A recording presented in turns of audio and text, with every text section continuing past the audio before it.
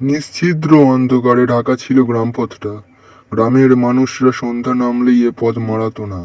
লোককথায় শোনা যায়, এই রাস্তায় রাত বাড়লেই অদ্ভুত কান্নার আওয়াজ শোনা যায়। সেই রাতে অরণ্য নামে একটি ছেলে বাড়ি ফিরছিল। অফিস থেকে দেরি হয়ে গিয়েছিল। অগত্যা সেই নিষিদ্ধ রাস্তায় বেছে নিল সে। চারপাশের নীরবতা যেন তাকে গিলে খেতে চাইছে। হাতে ব্যাগটা আরো চেপে ধরে এগিয়ে চলল। হঠাৎ মৃদু বাতাসে শিরশিরে একটা গন্ধ পেল সে। বুকের ভেতরটা কেমন ধকধক করে উঠল। এক সময় সে দেখলো রাস্তার ধারে একটা ল্যাম্পপোস্টের নিচে এক মহিলা দাঁড়িয়ে আছে। মুখটা ঝুঁকে পড়ায় ঠিক মতো দেখা যাচ্ছিল না। অরণ্য ভেবেছিল কোনো কেউ হয়তো সাহায্য চাইতে এসেছে। সে একটু এগিয়ে জিজ্ঞেস করলো, কি হয়েছে? আপনার কোনো সাহায্য দরকার? মহিলার শরীর নিথর, কোনো সাড়া শব্দ নেই। অরণ্য অস্বস্তি বোধ করল। এবার ভালো করে তাকিয়ে সে যা দেখল তাতে তার বুকের রক্ত জমে গেল। অরণ্য দেখল হঠাৎ মহিলাটি একটি চুড়েলে পরিণত হয়েছে। বিস্ফারিত চোখে সে পিছন ফিরল, দৌড় শুরু করলো, কিন্তু পা যেন জমে যাচ্ছে। বারবার পিছন থেকে কে যেন কানে কানে ফিসফিস করছে। থেমে যা, থেমে যা।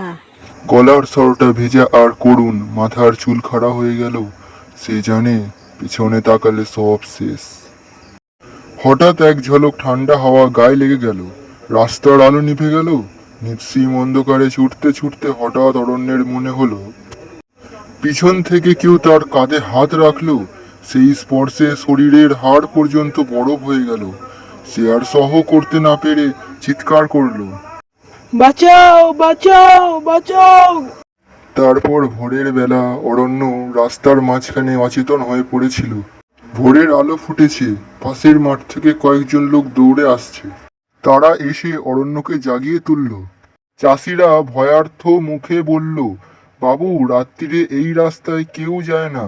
ও মাইয়া এখানে মরেছিল, ওর আত্মা এখনো ফেরে। অরণ্য চুপ করে বসে রইল। চোখের সামনে ভেসে উঠল সেই ফাঁকা চোখের মূর্তি। সারা জীবন এই ভয় ভুলতে পারবে কিনা সে জানে না। শুধু জানে আর কোনোদিন এই রাস্তায় পা দেবে না। লোকগুলো তাকে ধীরে ধীরে উঠতে সাহায্য করলো। পেছনে রাস্তার দিকে তাকাতে গিয়েও সে চোখ নামিয়ে নিল। হাওয়ায় ভেসে এলো সেই একই গন্ধ, পচা মাংসের। মনে হলো আদুরে কেউ দাঁড়িয়ে নিঃশব্দে তাকিয়ে আছে।